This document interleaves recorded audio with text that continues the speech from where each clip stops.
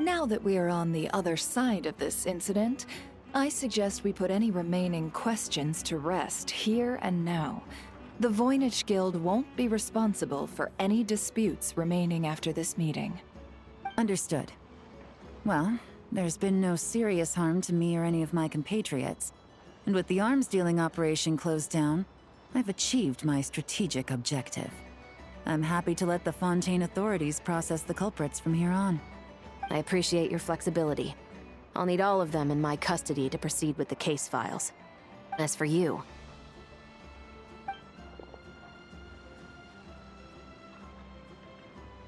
Given your association with the Voynich Guild, I suspect the boss of the Curatorium might raise some objections if I insisted on bringing you into custody as well. Then what do you propose, Miss Chevreuse? While pursuing one of the suspects in this case, it was unfortunately necessary for me to destroy a certain signboard in Nasha Town. Is that an official confession, officer? What I'm suggesting is that I don't file charges against Ashvapati. He stays here, and in return, you don't seek damages for the signboard. Sound fair? Deal. Huh. That went surprisingly smoothly. Paimon figured it was gonna be a whole ordeal. Uncle Ashvapati, we... They told us the whole story. Everything you've done. Even so, we still want you as our uncle. But If you'd been less trusting of the promises these men made to you back then, and left some weapons for your own people to defend themselves with, maybe things would have turned out differently. The way I see it, your crime wasn't the weapons research itself. It was failing to use that knowledge sensibly, to protect the ones you cared about. Yeah. You're absolutely right. Well then, what are you waiting for? The chance to atone for real is staring you right in the face.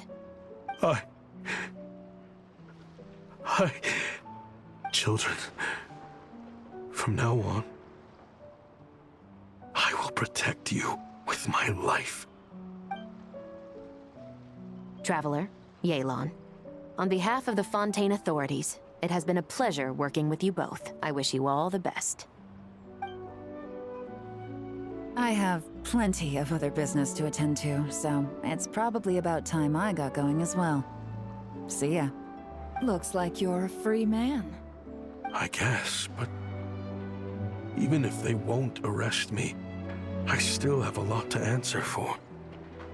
I joined the Voynich Guild with my own agenda and nearly ruined their reputation. Are you really gonna let me get away with that? After you joined us, it didn't take me long to find out that you'd lied about nearly everything. Everything except your desert origins. That turned out to be true.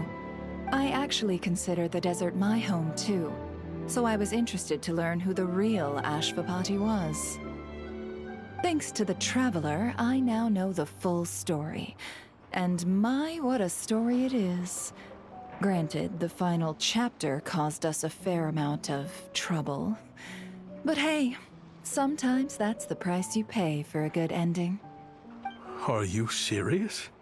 I mean, obviously I can't let you stay in the guild. Not after all the rules you broke.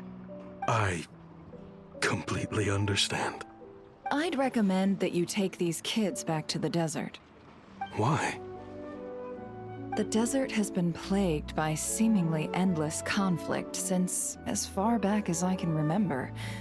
But your story offers a glimpse of a different way of life. Maybe there really is hope for peace in the desert. The Sumeru of today is a different world than what it once was. With Lesser Lord Kusanali at the helm, who knows where the possibilities end? Maybe you could rebuild the home these kids once knew. I'm flattered, really. But that was a lifetime ago. I'm sure the sandstorms will have buried any last trace of that oasis by now. Sure, we could put up a few tents and call it a settlement. But what then? It would be a brutally harsh existence. There's no way around it. Where there's Mora, there's always a way. Hello, my dear customer. Why don't you discuss your needs with me? If you can dream it, you can buy it. So Mora is the answer, huh? All right. Say I wanted to buy a hometown for these children. You telling me I can buy that from you? Don't take her so literally. She's just doing her sales pitch. Sure can. Huh? Ta-da! I present to you one magical gemstone created by none other than the renowned mage Alice herself. Simply plant it in the ground and a spring will instantly start growing. Before long, you'll have yourself a fully fledged oasis. And the best part is, it's designed to work flawlessly, even in the most arid and sandiest of deserts. What the? Huh. Looks genuine to me. Goodness. They always say you can find everything at the Nod-Krai Trade Expo. Turns out it's more than just marketing hyperbole. Still, surely a treasure like this must cost the world. As much as I'd love to buy it, I don't think I'm the kind of clientele you're looking for. Actually, this could be your lucky day. The mage who tasked me with selling this insisted on setting the price herself, and she priced it as whatever keeps the kids happy. Needless to say, I could have found far more lucrative options. But alas, none of them would be worth breaking a promise to a mage over. Whatever keeps the kids happy? So what is that in Mora? Good question. I got it! How about I charge you whatever you three kids earned at the expo? Then you can say you bought back your hometown through nothing but your own hard work. I think that would keep the kids very happy indeed.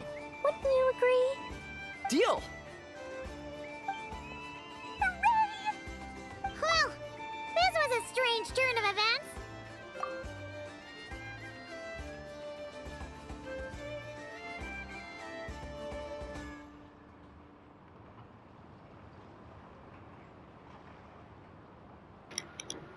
Nunca se sabe o que esperar da Dory.